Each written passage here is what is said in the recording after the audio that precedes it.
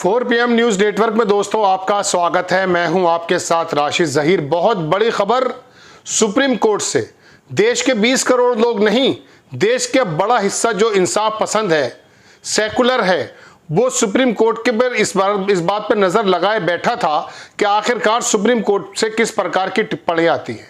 Supreme court की वक्फ कानून पर टिप्पणी आई कि 7 दिन का जो सरकार ने वक्त मांगा है जवाब देने के लिए, वो उसको दे दिया गया है, लेकिन तब तक सरकार इस कानून के मुताबिक कोई भी एक्टिविटी नहीं करेगी। किसी को भी जो है डेमोलिशन नहीं किया जाएगा, कोई भी जो है संपत्ति को जो है नोटिफाई नहीं किया जाएगा। और सरकार जो जवाब नहीं दे पाई थी कल भी, अब उसने जवाब देने के लिए, डॉक्यूमेंट सबमिट करने के लिए 7 दिन का समय मांगा है और सुप्रीम कोर्ट ने ये दे दिया। बहुत बड़ी खबर यह है कि जो चीज बिल के रूप में कानून बना, कानून के बाद लागू हुआ, उसके में आकर के रोक लगा दी गई है। एक प्रकार से अगर आप इसको यूं कहें कि इसके कुछ जगहों पर स्टे कर दिया गया है, तो ये बात बिल्कुल ठीक है। लेकिन 7 दिन का जो समय सरकार ने मांगा है और सरकार जवाब नहीं दे पाई थी। कल भी उनके जो सॉलिसिटर जनरल हैं तुषार मेहता साहब, जब उनसे सीजीआई ने पूछा कि आप ये बताइए, हमें 3 बातों का जवाब दे दीजिए। पहली बात कि आप ये बताइए कि आपके जो जितने भी हिंदू बोर्ड्स हैं, क्या उसमें किसी मुसलमान के मनोनयन होने की स्थिति है? कोई जवाब न कल दिया गया था, न आज दिया गया है। और 7 दिन सिर्फ इसलिए मांगे गए हैं कि आखिरकार हम कौन सा जवाब इसके अंदर दाखिल करें। चूंकि सरकार बैकफुट पर है, सरकार के पक्षकार जो वकील वहां हैं वो बैकफुट पर हैं, और सुप्रीम कोर्ट की तरफ हालांकि बहुत उम्मीदें लगी हुई हैं। मैं आपसे बहुत पहले कह चुका था कि मुझे कोई उम्मीद नजर नहीं आती है। हालांकि सीजीआई ने बिल के अंदर कुछ प्रावधानों की तारीफ भी की थी कल, लेकिन बड़ी बात वो ये है कि वक्फ बाय यूजर और जो वहां पर मनोनयन जो बोर्ड के अंदर मुस्लिम बोर्ड में, यानी कि वक्फ बोर्ड के अंदर जो गैर मुस्लिमों का मनोनयन था, उसके बारे में जब सवाल सीजीआई ने उठाया है, बड़ी प्रमुख बात यही थी, कोई जवाब नहीं दे पाया। अब जब इंतजार किया जा रहा था कि इसको स्टे लगा दिया जाएगा, स्टे तो मैं नहीं कह रहा हूं, लेकिन उन 2-3 चीजों पर जो मैंने अभी आपके सामने अर्ज की हैं, उस पर बाकायदा स्टे लगा दिया गया है। और कोई भी सरकार उसके अंदर ना नियुक्ति कर पाएगी, ना कोई जो है उसके अंदर मैं कह सकता हूं कि डिमोलिशन कर पाएगी, ना कोई कब्जा ले पाएगी। मैंने 1-2 जगह लिखा अपने हाथ से, चूंकि बहुत जल्दी फैसला ये आया है, तो मैं आपको दिखा देता हूं दोस्तों कि इसके अंदर मेन बातें क्या हैं। सुप्रीम कोर्ट से वक्फ एक्ट पर बड़ी खबर यह है कि नए वक्फ संशोधन कानून पर फिलहाल अमल नहीं, अभी अमल नहीं किया जा सकता। सुप्रीम कोर्ट ने केंद्र सरकार द्वारा लागू किए गए वक्फ संशोधन अधिनियम पर बड़ी रोक लगाई है। ये मैं शब्द का इस्तेमाल करते हुए बहुत एहतियात रखता हूं। सुनवाई के दौरान सॉलिसिटर जनरल ने जवाब दाखिल करने के लिए 7 दिन का समय मांगा, जिसे कोर्ट ने स्वीकार कर लिया। सुप्रीम कोर्ट ने कहा कि अगली सुनवाई तक काउंसिल या बोर्ड के तहत सेक्शन 9 में कोई नई नियुक्ति नहीं होगी। कोई अधिकारी अभी सरकार अपनी तरफ से नियुक्त नहीं कर पाएगी। कोई वक्फ संपत्ति, चाहे वो रजिस्ट्रेशन से हो या सरकारी अधिसूचना से, डिनोटिफाई नहीं की जाएगी। बड़ी बात है, कोई भी वक्फ की संपत्ति रजिस्ट्रेशन से हो या सरकारी अधिसूचना से डिनोटिफाई नहीं की जाएगी। सिर्फ 5 याचिकाओं पर सुनवाई होगी, बाकी को आवेदन मानकर विचार किया जाएगा। 72-73 आवेदन है दोस्तों। केंद्र को 7 दिन में जवाब देना है। याचिकाकर्ताओं को उसके बाद 5 दिन में जवाब दाखिल करना होगा।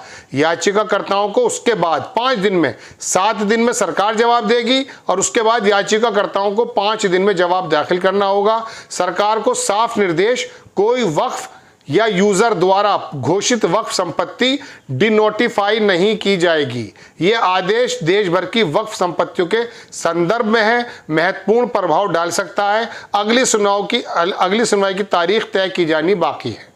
दोस्तों, ईमानदारी की बात यह है कि जिस प्रकार से कानून पास हो चुका था, राष्ट्रपति के हस्ताक्षर लगने बाद लागू हो चुका था, मैंने अपने 4-5 रोज पहले यह कहा था कि मुझे नहीं लगता है कि इस कानून के अंदर कोई परिवर्तन होगा। लेकिन जिस प्रकार से वाकई बिल के अंदर जो बहुत बड़ी चूक हैं, उसको जब कपिल सिब्बल और जो विपक्ष के लोग हैं, उनके जो वकील हैं, उन्होंने रखा है, सीजेआई भी इस बात पर गालिबन मजबूर हो गए कि उनको सरकार के सामने उठाना मुनासिब समझा।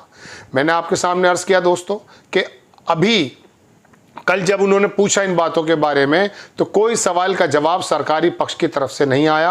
अब 7 दिन की इजाज़त मांगी है, माथापच्ची की जाएगी, बड़ी लंबी बहस चलेगी। बस मैं एक बात आपको बताना चाहता हूँ, वो ये है, मैंने अभी पिछले एपिसोड में भी बताया आपके सामने कि जब बाबा भीमराव अंबेडकर साहब से किसी ने ये पूछा संविधान सभा में कि संविधान की सबसे खूबसूरत बात आपको कौन सी लगती है, तो उनका जवाब ये था दोस्तों, आर्टिकल गालिबन 32, आर्टिकल 32 जो हर एक देशवासी को इस बात का इजाज़त देती है, इस बात का अधिकार देती है कि वो सरकार के द्वारा बनाए गए कानून या किसी भी व्यवस्था के खिलाफ अपनी बात को सुप्रीम कोर्ट में उठा सकता है।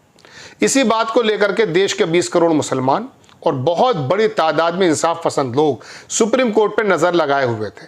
बड़े बड़े जो कानूनविद हैं उनका कहना यह था कि लगता नहीं है कि सुप्रीम कोर्ट इसके बारे में कोई बहुत ज़्यादा हस्तक्षेप करे, लेकिन जब इतना लचीला और एक तरफा और बहुत ही ज़्यादा चूक से भरा हुआ कानून आपने बनाया है जिसका जवाब आपके सॉलिसिटर जनरल के पास भी नहीं है, सरकार के अधिवक्ताओं के पास भी नहीं है, तो जाहिर सी बात है वो बिल्कुल वहाँ पर मुंह खोल के खड़े हो जाएंगे। अब कोई जवाब जो उनको मिलना है 7 दिन में क्या जवाब लेकर आते हैं ये तो 7 दिन के बाद पता चल पाएगा, लेकिन कम से कम इस कानून के अंदर सुप्रीम कोर्ट ने जिस प्रकार से कुछ पॉइंट्स पर रोक लगाई है उससे अंदाजा यह हो गया है कि सरकार का यह बिल इतना शानदार, इतना जानदार और इतना खूबसूरत नहीं है जितना कि गोदी मीडिया या सरकार के वकील बता रहे हैं। इसके अंदर वाकई कोई ना कोई चूक है, और सबसे बड़ी चूक ये देखिए दोस्तों कि इस बात का जवाब हो सकता है कि आपके किसी भी हिंदू बोर्ड के ट्रस्ट में जब किसी मुसलमान के होने का कोई अधिकार नहीं है, और बल्कि ये भी कानून है कि अगर अधिकारियों में कोई मुसलमान भी है तो उसे वोटिंग करने का अधिकार नहीं है, चुनने का अधिकार नहीं है, तो आप फिर वक्फ बोर्ड के अंदर तमाम लोगों को भर देना चाहते हैं, क्या जरूरत पड़ी है? फिर आप कहते हैं ये जमीन का मामला है। अरे तो जमीन का मामला अगर है तो मस्जिद से जुड़ा हुआ जो अल्लाह के नाम पर दी गई है, ईश्वर के नाम पर दी गई है और वहाँ इबादत होती है, देखिए एक तो अस्पताल चलता है, एक तो धर्मशाला चलती है, माना हालांकि ये भी एक इस्लामी काम है, लेकिन जो विशुद्ध रूप से इबादत कही जाती है मस्जिद, वहाँ पर भी अगर आप मिसाल के तौर पर आवाज़ उठा देते हैं और आपका एक कलेक्टर इस बात को तय करेगा कि ये किसकी प्रॉपर्टी है, तो जाहिर सी बात है आप ही तय कर रहे हैं।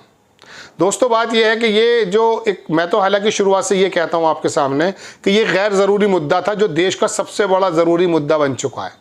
इस वक्त ट्रंप क्या कर रहा है चीन के साथ, यूरोप के साथ क्या है, भारत के हालात क्या हैं, राहुल गांधी को किस प्रकार से समन दिया जा रहा है, चार्जशीट दी जा रही है, तमाम चीज़ें। ऐसे वक्त में देश की एक बड़ी दूसरे नंबर की आबादी को आप उत्पीड़ित करते हुए बहुसंख्यक समाज के अंदर कुछ एक वर्ग को ये जताना चाहते हैं कि देखिए हम आए हैं तो हमने पेश टाइट कर दिए हैं। ये बात बिल्कुल ठीक इसलिए नज़र नहीं आती क्योंकि ये बात आपकी मंचों से तो साबित हो सकती है। धार्मिक नारे लगा करके आप उनको धार्मिक एतबार से तो हिप्नोटाइज कर सकते हैं, लेकिन जो पढ़े लिखे लोग होते हैं ना, वो आज भी आपके इस कानून, इस बिल के और इस बात के खिलाफ हैं। सीजेआई ने भी इसी बात का समर्थन दे दिया है दोस्तों कि इसके अंदर कहीं ना कहीं कोई चूक है। बड़ी खबर दोस्तों यही है कि फिलहाल 7 दिन का समय सरकार ने मांगा था, उसको दे दिया गया। तब तक ये कानून निष्क्रिय है, अभी इसके अंदर कोई भी इंप्लीमेंट नहीं किया जा सकता जो कि लागू हो चुका था। आपको खबर कैसी लगी अपनी राय कमेंट्स बॉक्स में जरूर दीजिए। चैनल को सब्सक्राइब कीजिए, शेयर कीजिए। नेक्स्ट टाइम में किसी खबर के साथ हाजिर होता हूं। जय हिंद।